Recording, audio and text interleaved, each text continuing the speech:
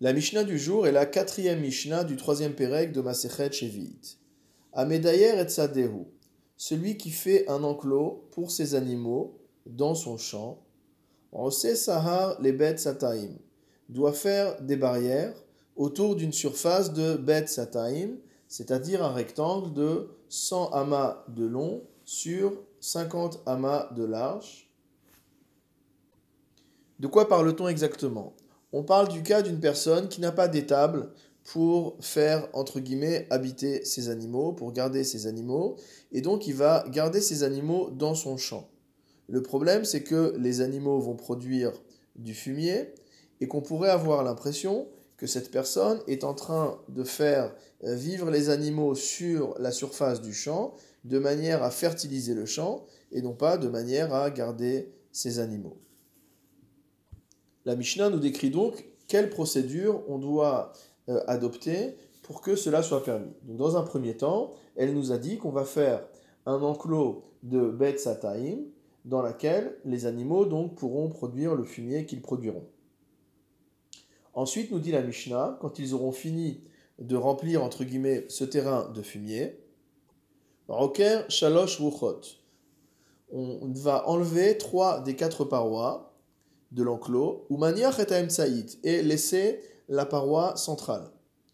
Nimtsa medayer bet arba'a sein, c'est-à-dire que on va faire une sorte de symétrique du premier enclos, donc on laisse la paroi centrale et on va transposer les 3 parois de l'autre côté de la paroi centrale, ce qui fait que, in fine, on aura laissé les animaux vivre sur une surface d'une totalité de bet arba'a sein, donc un bet arba'a sea, donc le double d'un bet sataim, ce qui correspond au total à une surface d'environ 3400 m².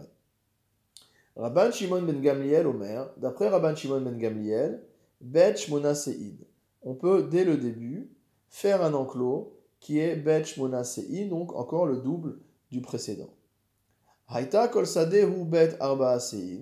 Si maintenant tout son champ ne faisait que bet arba'a sein, meshayer mimena miktsat. Qu'est-ce qu'on fera? On laissera une petite quantité non enclose, mipene marit aïn, à cause de marit aïn. C'est-à-dire que, de manière à s'assurer que les gens voient bien que la raison pour laquelle mes animaux se trouvent dans le champ, ce n'est pas que je veux les utiliser pour fertiliser le champ, c'est simplement que je n'ai pas autre part où les mettre. Alors il y a une petite quantité, une petite surface du champ que l'on ne va pas fermer, et donc cette partie-là ne sera pas soumise, on ne sera pas exposée, entre guillemets, aux excréments des animaux.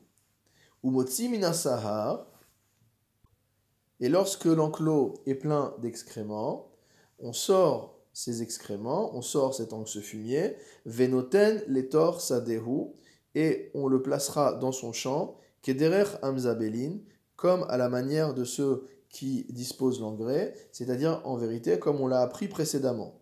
Donc il y a une partie du champ dans laquelle on a enfermé les animaux, puisqu'on n'a pas d'étable où les mettre. Les animaux ont produit des engrais, ont produit des excréments.